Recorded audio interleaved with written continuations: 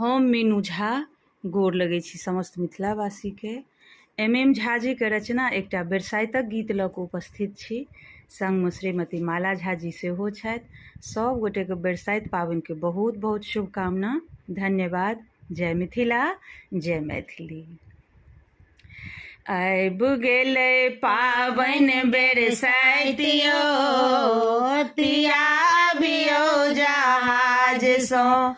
आबि गेलै पाबनि बरसाइतियो, तिया अबियो जहाज सँ।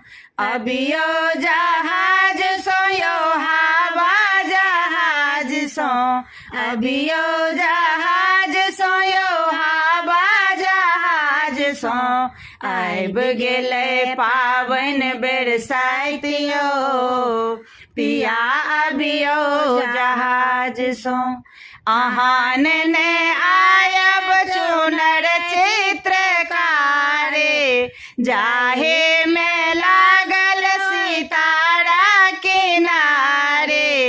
अहाँ ने आयब चुनर चित्रकारे, जाहे में लागल हो सितारा किनारे। दिन बीते पाथर पहाड़ यो, तिया अबियो जहाज सँ। दिन बीते पाथर पहाड़ यो, तिया अबियो जहाज सँ।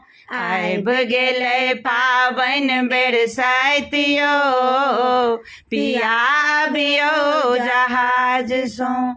अहाँ ने आयब यो झुमका मन टीका, करबै कंजूसी नहीं पाबनि ई फीका।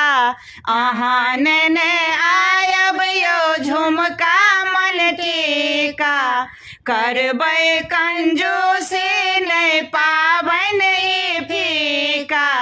अहाँ बिनु मोन बेमार यो, पिया अबियो जहाज सँ।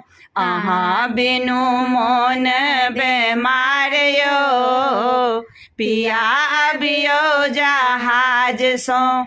आबि गेलै पाबनि बरसाइतियो, पिया अबियो जहाज सँ।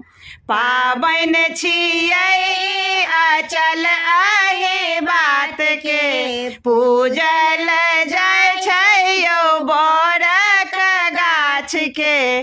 पाबनि छियै अचल एहि बात के, पूजल जाइ छै यौ बरक गाछ के। सजे धजे सोलहो श्रृंगार यो, पिया अबियो जहाज सँ। सजे धजे सोलहो श्रृंगार यो, पिया अबियो जहाज सँ। आबि गेलै पाबनि बरसाइतियो, पिया अबियो जहाज सँ। अबियो जहाज सँ यौ हवा जहाज सँ। अबियो जहाज सँ यौ हवा जहाज सँ। आबि गेलै पाबनि बरसाइतियो, पिया अबियो जहाज सँ।